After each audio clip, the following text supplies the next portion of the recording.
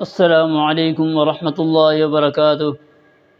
نحمده ونصلی علی رسول الکریم، اما بعد فاعوذ باللہ السمیع العلیم من الشیطان الرجیم، من حمزه ونفخه ونفثه، بسم اللہ الرحمن الرحیم، فاذکرونی اذکرکم واشکروا لی ولا تکفرون۔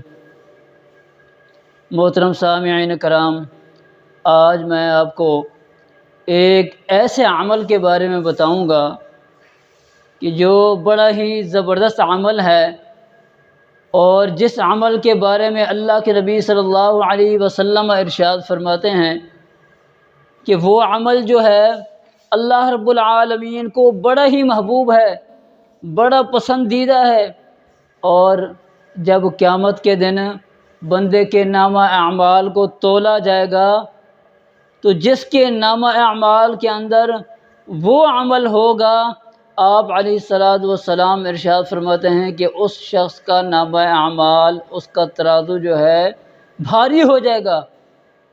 حضرت ابو ہریرہ رضی اللہ تعالی عنہ حدیث روایت کرتے ہیں کہ رسول اللہ صلی اللہ علیہ وسلم نے ارشاد فرمایا، کلمتان حبیبتان، دو کلمے ایسے ہیں حبیبتان الی الرحمن، رحمان کو وہ دونوں کلمات بڑے ہی پسندیدہ ہیں، بڑے ہی محبوب ہیں، اور خفیفتان علی اللسان، زبان کے اوپر بڑے ہی ہلکے ہیں، پڑھنے کے اندر کسی قسم کی کوئی مشقت نہیں اٹھانی پڑتی، بڑی آسانی کے ساتھ آپ پڑھ سکتے ہیں ان کلمات کو۔